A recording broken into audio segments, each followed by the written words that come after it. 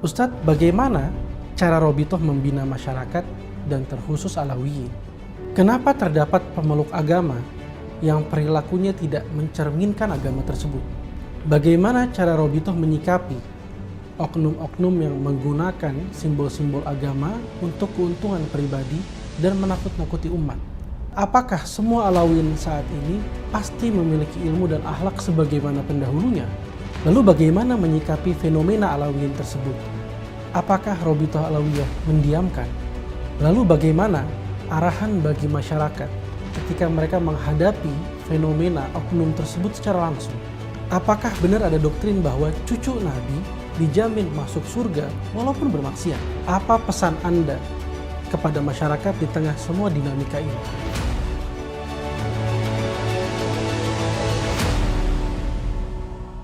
Assalamualaikum warahmatullahi wabarakatuh. Waalaikumsalam warahmatullahi wabarakatuh. Ustadz Muhammad bin Husain Al-Habsyi selaku Ketua Departemen Humas dan Media Robitoh Alawiyah, izinkan kami mengajukan beberapa pertanyaan. Silahkan.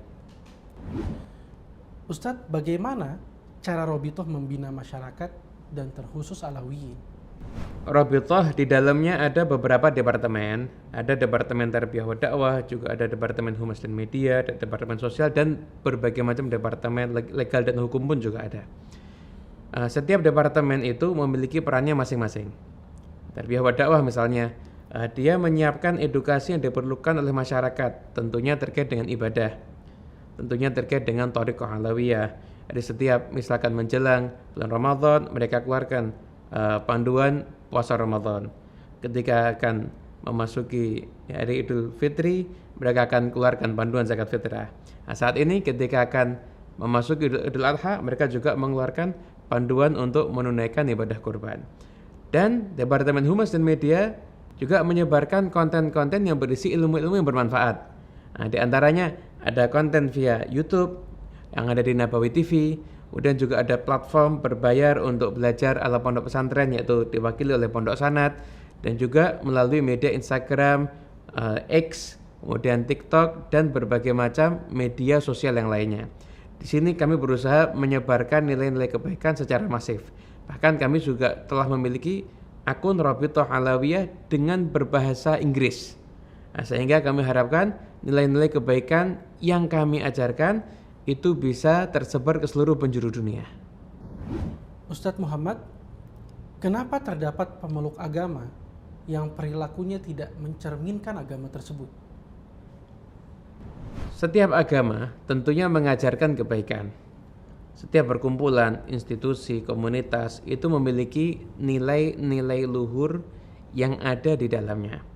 Namun tentunya dalam prakteknya setiap pemeluk agama ataupun institusi, komunitas, organisasi atau apapun juga, itu pasti ada oknum yang tidak sejalan dengan nilai-nilai luhur yang diajarkan oleh agama tersebut.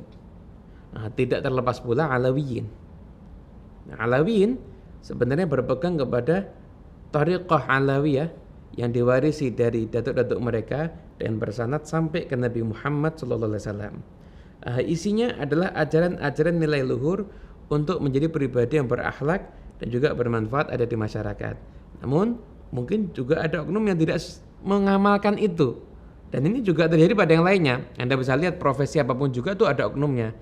Maaf, ini hanya contoh seperti profesi dokter, atau mungkin pengacara, atau mungkin aparat keamanan.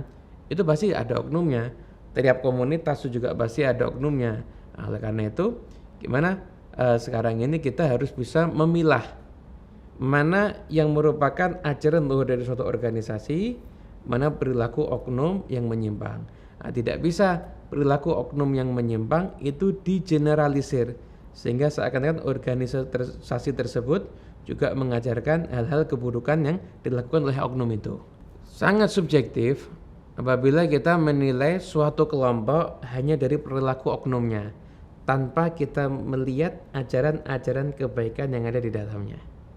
Bagaimana cara Robitoh menyikapi oknum-oknum yang menggunakan simbol-simbol agama untuk keuntungan pribadi dan menakut-nakuti umat? Setiap orang yang memiliki kelebihan di dalam sesuatu, dia rawan menggunakan kelebihannya itu untuk mencari sesuatu demi kepentingan pribadinya. Contoh, orang yang punya jabatan, rawan sekali dia menggunakan jabatannya untuk mencari keuntungan pribadi. Begitu juga ilmu ataupun keterikatan. Maaf, seperti dia murid saya atau dia alumni saya. Kemudian tidak terlepas pula nasab. Juga ada yang menggunakan nasab untuk mencari keuntungan pribadi. Tentunya ini adalah hal yang sangat tidak baik. Habib Abdullah bin Alawi al-Haddad, beliau pernah menyampaikan, min akbaril kabair al-batinah wal-zahirah an taltamisa min ashabika dunya wa hum yaltamisuna minkal akhirah. Termasuk paling besarnya dosa besar zahir dan batin adalah ketika engkau mengharapkan dari temanmu dunia sedangkan dia datang kepadamu mengharapkan darimu akhirat. Termasuk hal yang dosa besar, kita memperalat orang yang datang kepada kita tujuannya akhirat, namun kita justru mencari kepentingan duniawi dari dia. Jadi secara garis besar bisa kita simpulkan bahwasanya setiap orang yang memiliki kelebihan, baik itu dalam urusan jabatan, ilmu, status sosial, kemudian nasab, maka dia rawan sekali menggunakan hal tersebut untuk kepentingan pribadinya. Ustadz, apakah semua Alawiyyin saat ini pasti memiliki ilmu dan akhlak sebagaimana pendahulunya? Jadi masih ada tokoh-tokoh Alawiyyin yang dia mengikuti jejak pendahulunya setapak demi setapak tanpa bergeser sedikit pun. Mereka yang memiliki ilmu, mereka mengabdi kepada masyarakat dengan ilmunya. Mereka berdakwah, mereka mengajar, kemudian mereka menjadi rujukan ketika ada perselisihan, maka masyarakat datang kepada dia untuk meminta solusi. Mereka menjadi pelayan masyarakat dan mereka menggunakan ilmunya untuk hal-hal yang diridhai oleh Allah Subhanahu wa taala. Betul-betul mereka mengikuti jejak pendahulunya sebagai pewaris Nabi Muhammad SAW.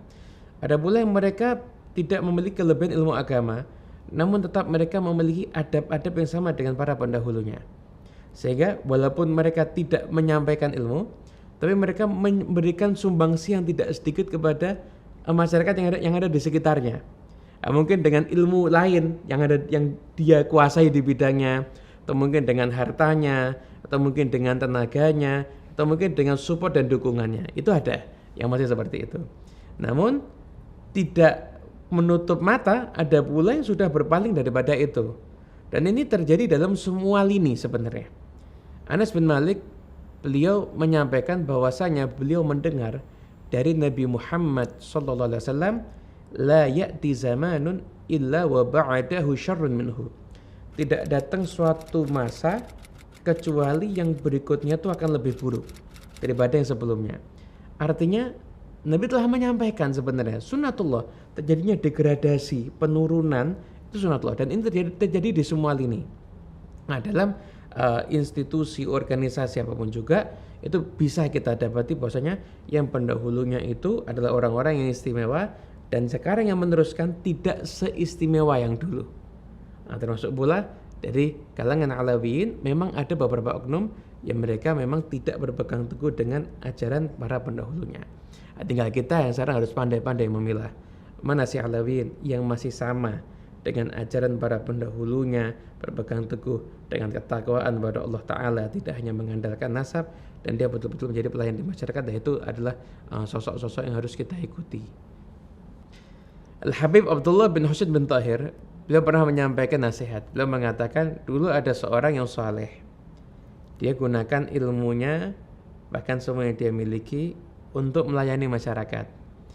Diajarkan ilmunya, dia berdakwah, kemudian dia bahkan menggunakan apapun yang dia miliki seperti hartanya untuk menolong orang lain.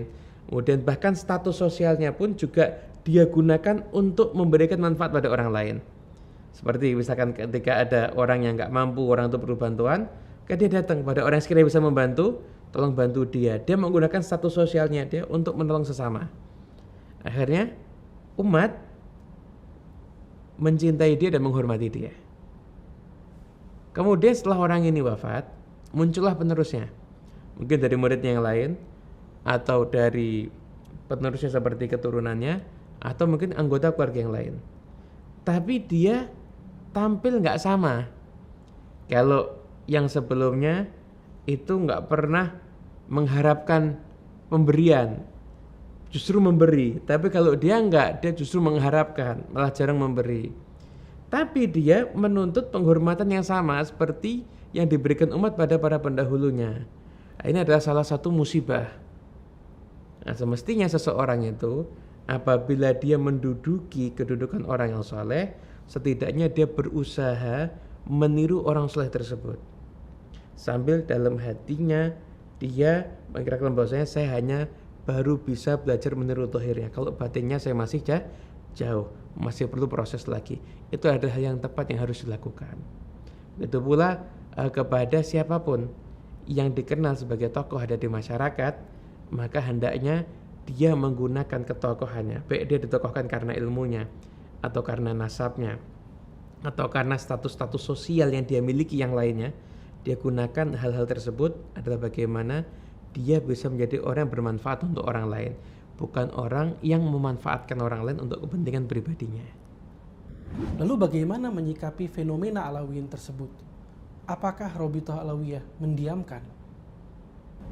Ya, fenomena oknum ini kan terjadi di semua elemen ya. Jadi sebenarnya ini ya tugas bersama sih sebenarnya. Terus bagaimana Robitoh Alawiyah menyikapi oknum Alawiyin? Maka kita sampaikan bahwasanya kita telah memberikan edukasi secukupnya. Bahkan Robitoh Alawiyah dari lembaga urusan pencatatan nasab Maktab Daimi setiap mengeluarkan buku nasab, pasti di buku itu ada himbauan nasihat untuk setiap Alawi berperilaku yang baik, berakhlakul karimah, meniru Nabi Muhammad SAW. Itu sudah kita sampaikan, edukasi sudah kita sampaikan. Dan terhadap oknum-oknum tersebut, Robitoh Alawiyah baik dari mulai pusat, wilayah, dan cabang, itu mereka telah melakukan teguran dan pembinaan kepada oknum-oknum yang bersangkutan. Namun perlu dipahami, ini tugas kita bersama. Dan Robitoh Alawiyah pun juga bukan lembaga penegak hukum. Jadi ranah kita adalah kita menyampaikan kebenaran, kita tegur kalau apabila dia salah, kemudian kita bina sesuai dengan kapasitas kita. Dan kita juga mengharap semua elemen masyarakat juga terlibat.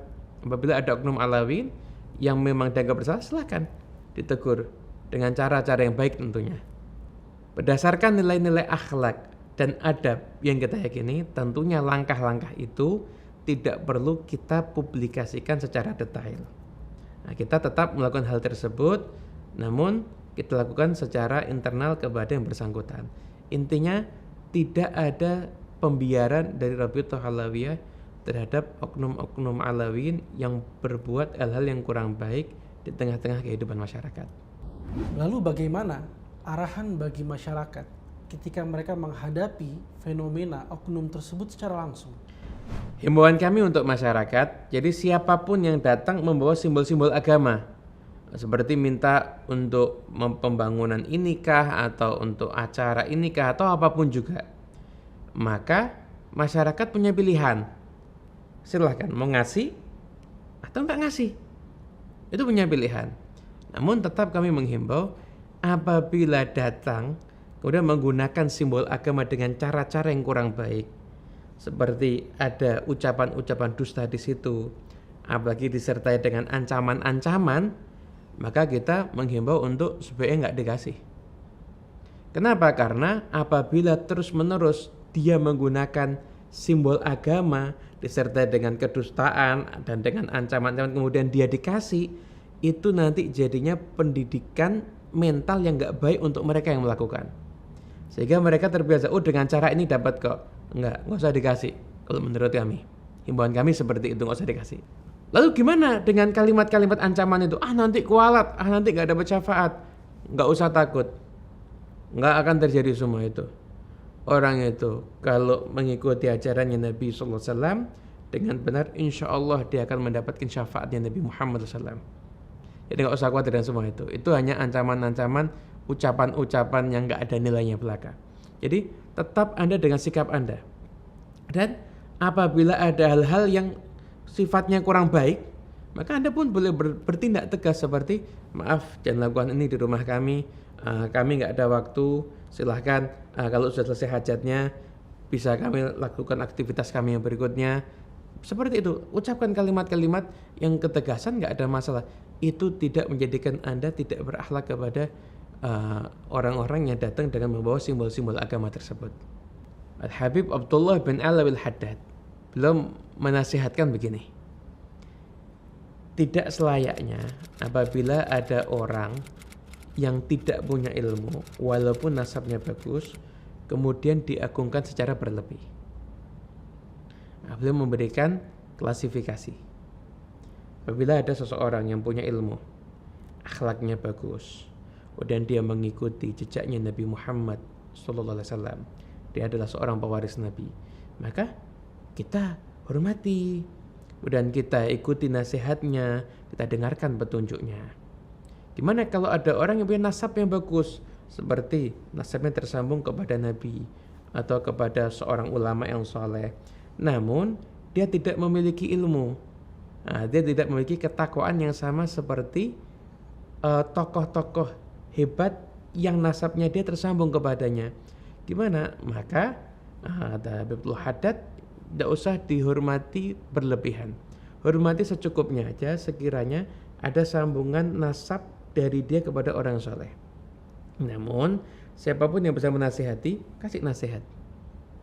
Sampaikan kepada dia bahwasanya hanya mengandalkan nasab itu tidak akan mendatangkan apapun juga, nggak manfaat. Nasab itu harus juga diiringi dengan keilmuan, keimanan, dan ketakwaan kepada Allah Subhanahu wa Ta'ala.